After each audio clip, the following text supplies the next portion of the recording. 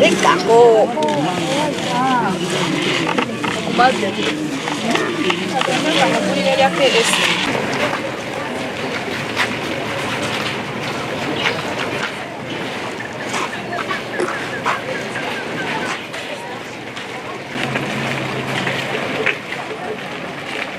Exato. Kezia na mkalipati Joseph Katongoli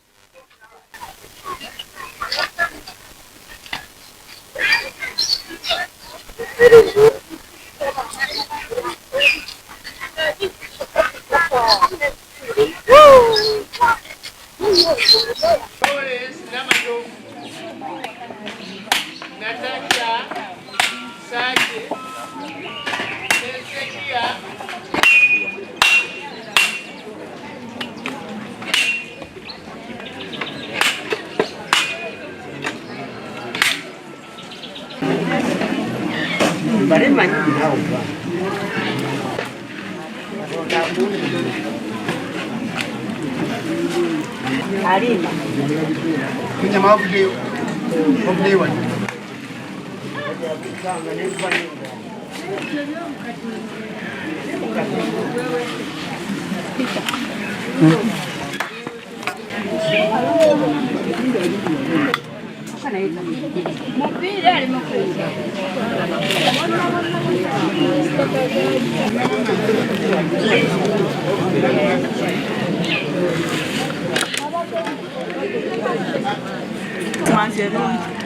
Katon abongere mikisi kagoda wangale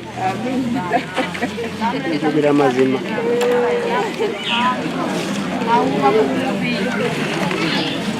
Nze owulira otya okuba nze nsanyuse kuba olwala njavudde okuva eri waggulu entuuka eno bwe ntuma bampa mpewo yabutuusa njogera mazima kati weetuuki neetuukidde n'ebintu bye biibino wange kumba ku sabu limpe mweriri nze njogera mazima njogera mazima amina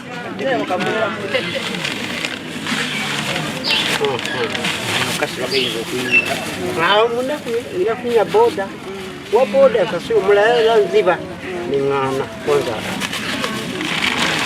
semakula erinya lyakala esebo era wali jangu nawo kitapula mpolo tubikale ubuzibu mfe mutwali manne ndabirira kati okusimbula amagulu gano buyimira bote gagana nibangasi ngafuna bakufanana bakebera musajja tundi mwavu tofula nkabira kaboda awangale namubwana banka bede wali yontente kati kyekizibu kyange nyimirira bwenge nze kula mu nyumba obeeramu nani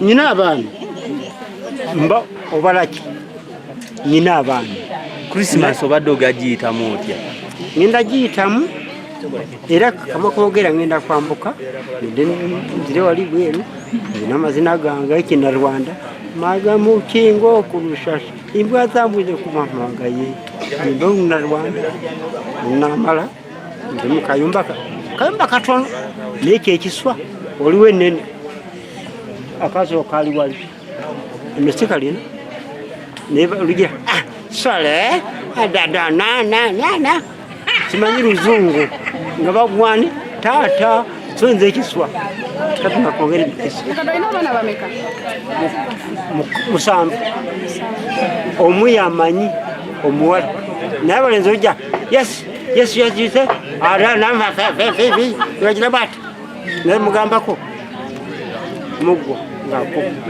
ngakukuba Yangezaamu ne muga kwongezamu nja kwavu faye nkugwire tutefe n'ennyumba nyoke ni musajja w'Emityana Singo na Mutamba. Erinnya gwani? Nze Sezi Dona. Bakati goyinza okulisima nebaza ono ne Kagoda kubanga bamanyi munaku waffe naye abalala okufa bakeera bukeezi banange yafudde waawe ng'agira bw'ati nda kusima wali nkyogedde the news niyanzize mbimanyi kyowanjogera sibimanyi olufa bajja kukuŋŋaana olwayi n'ennyonyi nga zizze gwe nakutadde dde oli mwanyinaze naye embeera zo nasimanyi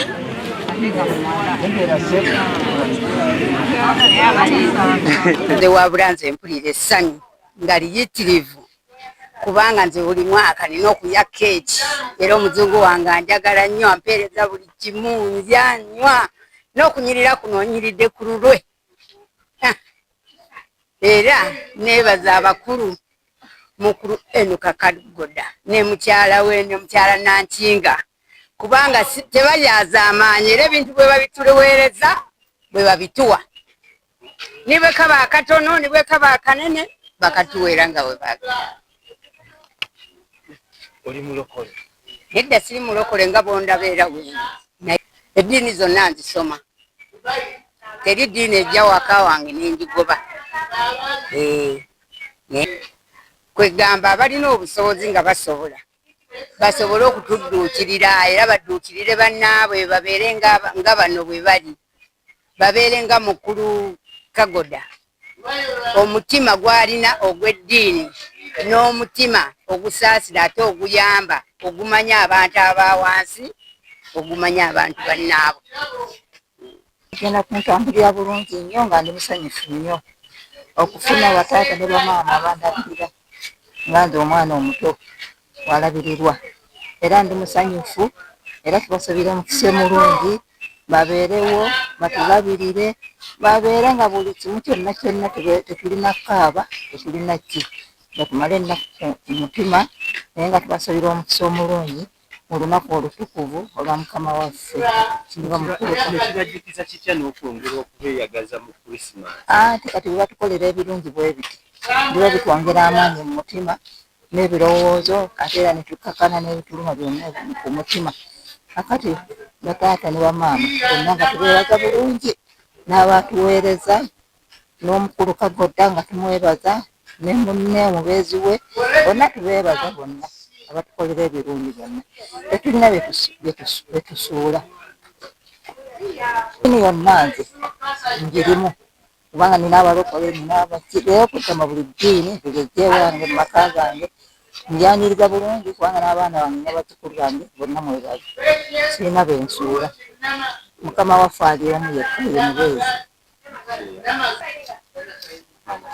Essanyu lingi nnyo ddala kubanga ate era nkyali olunaku lwange lwe nazaalibwako mazaalibwako kati essanyu lyennina okutulowoozaako buli mwaka kyebaliza Mukama era musabire sikukulu entuufu Krismasi ennungi abeere bulungi n'obuwangaazi.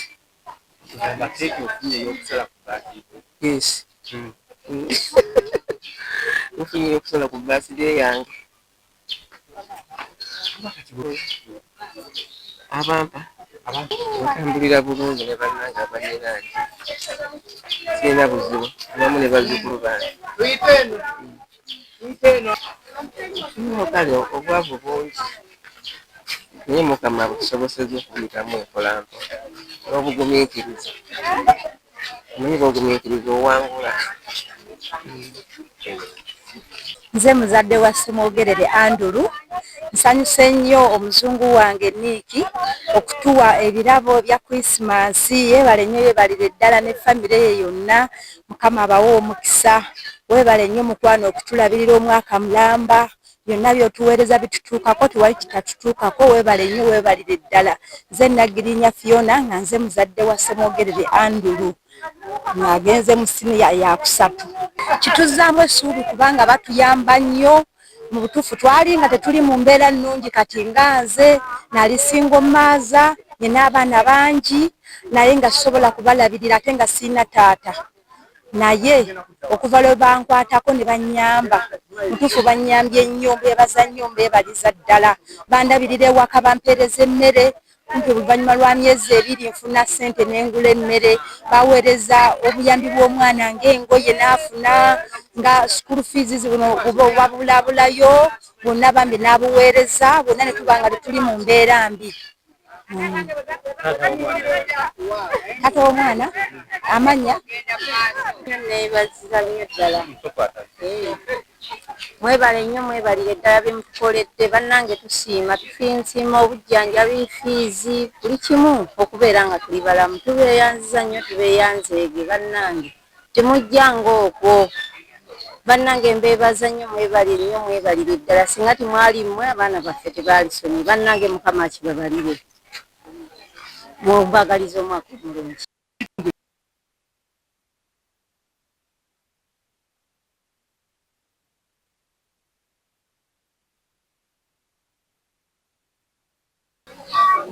Amanya gange nze Lilian Kagoda nga mbagaliza Christmas ennungi ey'emirembe era ku amazaalibwa gano tugabira abantu Christmas gifts. Yesu bwe yazaalibwa yajja ku nsi kuno okulaga okwagala era tugabira abantu ab'enzikiriza zonna. Mulimu abasiraamu, mulimu abakatoliki, mulimu abaprotestanti, mulimu aba Seventh Day. Buli wa ddiini yenna tubawa, era tetusosola mu bantu. Katonda ne Yesu yajja ku nsi kuno okutulaga okwagala ffenna. So naffe kyetukola, we show God's love in action. So tugabira buli omu. Gange nze Enoch Kagoda, Executive Director wa Kabubu Development Project. Ndi musanyufu olwaleero nga tuli wano Kabubu Community Development, Kabubu Development Project, nga tuddiza ku bantu b'ekyalo ky'e Kabubu ebintu by'ennyama, muceere, soda, kekisi, nga tubawa nabo basanyukeko ku lunaku luno lwa Christmas. Kubanga Christmas ekikulu ennyo kyakwagala. Katonda yali atulaga okwagala ngaffe abantu, ng'atuwa omwana we Yesu Kristo asobole okutulokola. Kati naffe okwagala okwo kwe twagala okulaga mu bikolwa nga bino, nti eriyo abantu bangi mu nnaku zino enkulu nga tebasobola kwetuusaako bintu bino ng'ennyama oba omuceere, ebyokunywa nga tebalina. Naye obola ffe ekitongole tuvuddeyo ne minywanyi gyaffe aba Quicken Trust ababeera mu Bungereza, ne tuddiza ku bantu ab'e Kabubu okulaba nti nabo basanyukako ku lunaku luno olukulu olwa Christmas. Kati kiba kirungi nnyo buli muntu alinawo kubeerako n'abantu bayamba abali obubi okulaga okwagala, kubanga Katonda atwagala nnyo. Katonda yatwagala nnyo, naffe tusaanye twagalane, twagale bannaffe. Tetusobola kugamba ffe ng'abakristaayo oba abakkiriza, tetusobola kugamba ntwagala Katonda nga tetusobola kwagala bannaffe, mirirwanwa gyaffe, nga tubalaba abali mu bubi, tebalina ne kye balya, ate ffe tulina excess naye nga tetusobola na kuyambako balala. Kale kyova olaba ekitongole kino ekya Kabubu Development Project kivuddeyo okukuba ettu abantu bano ab'e Kabubu ne Christmas bagende basanyukeko ku lunaku luno nga tujjukira amazaalibwa ga Mukama waffe Yesu Kristo. Ekintu kino tukikola buli mwaka, tumaze emyaka nga 2 nga tukikola buli mwaka. Abantu b'e Kabubu tubawa Christmas, eriyo bwe twagabira n'ekyalo kyonna, ne tugabira ekyalo kyonna kino eky'e Kabubu nga buli muntuuze yali abeera kuno yafuna ennyama ku lunaku olwo. So tuvudde mabega nga tuyamba, nga tukwatagana n'abantu b'ekyalo kino kulaba nti nabo tubawa ku ssanyu, babeere mu ssanyu ku lunaku luno, kubanga olunaku luno lukulu nnyo era lwa kusanyuka. Kati kiba kirungi buli muntu n'abeera ku mu ssanyu. Ate bw'oba tolina kyakulya, tolina bw'osanyuka nga tolina kyakulya. tubolaba kintu kino tukikola buli mwaka. Families 200 byetugenda okuyamba olwaleero. Families 200 tugenda kube bantu kumpi bwe maka bw'obala nti kubeeramu abantu nga 6 kati kubisaamu awo n'olaba abantu bameka nga 200 abantu bagenda okubeera mu ssanyu kubanga average family yaffe mu Uganda y'abantu 6 kati families 200 families betugenda okuyamba olwaleero kulaba nga tubawa ebintu bya Christmas. Sente 3 etusaze wano okulaba nti abantu baffe bafuna ennyama egenda at least emala family meal Christmas dinner kubanga tusobola kugiyita Christmas dinner at least ku lunaku lwa Christmas abantu balina kye balya ne kye banywa. Kitiibwa Katongole Joseph bansinzira Kabubu mu kampuni gye bayita Kabubu project mwensinziridde okuba nga nfunye ebintu bino mbifunye okuba nti ndi omu ku bannamukisa abalondeddwayo okuba nga nfuna ku bintu bino ng'ate ndi omu kubakola mu KDP muno ndi mukozi waawo.